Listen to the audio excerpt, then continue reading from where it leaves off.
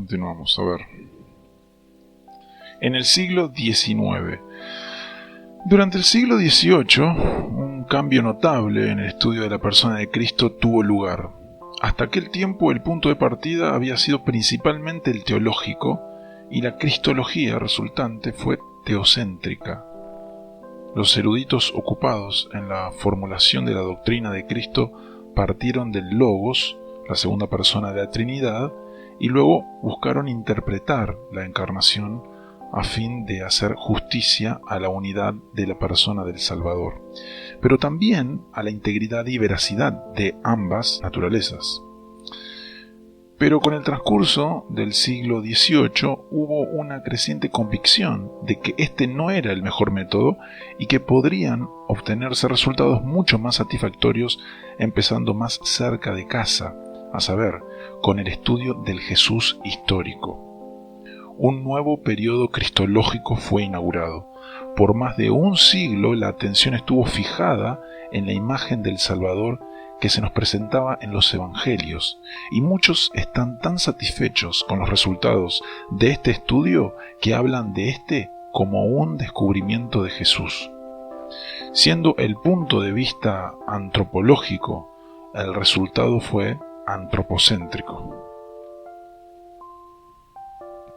La declaración de Mackintosh de que estos adjetivos no necesitan implicar una seria diferencia de opinión en cuanto a las conclusiones últimas, puesto que antropocéntrico no debe confundirse con humanitario, podría ser cierta.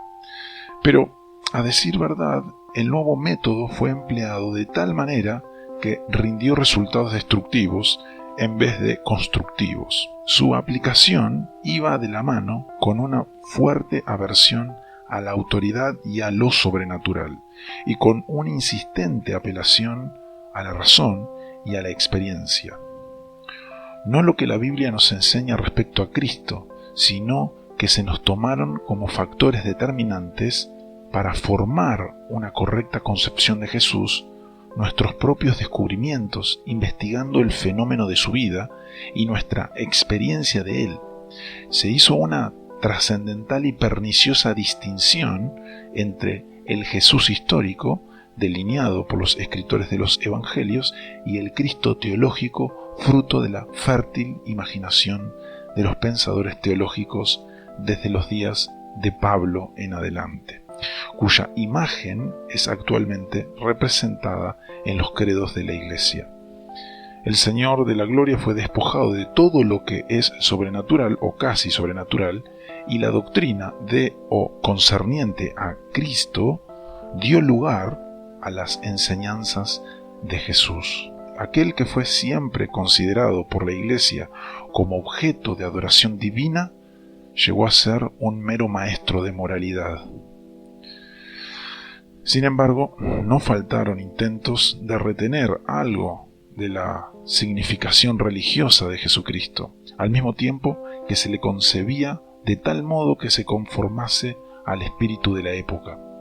Nos limitaremos a indicar brevemente algunas de las opiniones sobresalientes respecto a Cristo. La opinión de Schleiermacher.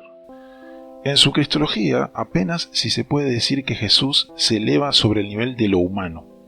La singularidad de su persona consiste en el hecho de que Él posee un perfecto e ininterrumpido sentido de unión con lo divino y también lleva el destino del hombre a la plenitud en su carácter de perfección sin pecado. Él fue el segundo Adán, verdaderamente hombre como Adán, pero puesto en circunstancias más favorables y permaneciendo sin pecado y perfecto en obediencia. Él es la nueva cabeza espiritual del género, capaz de mantener la vida más elevada de toda la humanidad.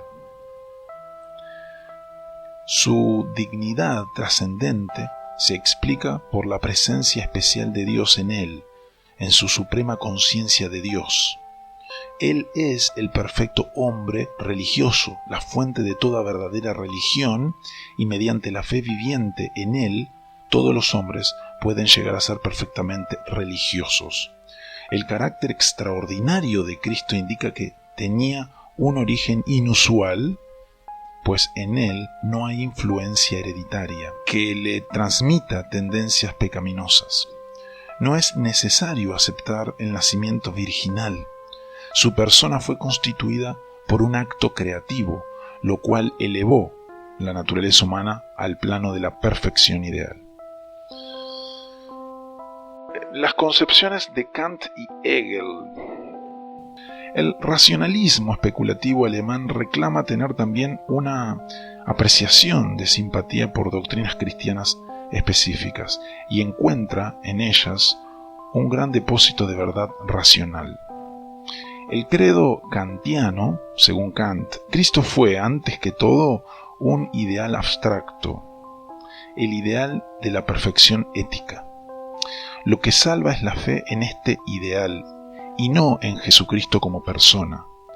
La Iglesia estaba en error al aplicar a Cristo epítetos y concepciones que correctamente pertenecen solamente al ideal ético que él meramente simboliza. Este ideal ético que flotaba en la mente de Dios desde el principio y que puede llamarse el Hijo de Dios, descendió del cielo y se encarna en la medida en que es realizado en la tierra en una humanidad perfecta. Se revela en las verdades de la razón y es el contenido de la fe racional de la cual Jesús fue el más eminente predicador y pionero. Si ello se apropia verdaderamente, salvará al hombre sin la necesidad de una relación personal con Jesucristo. Esta interpretación elimina el Evangelio del Nuevo Testamento, nos roba nuestro divino Salvador y nos deja solo un predicador de moralidad.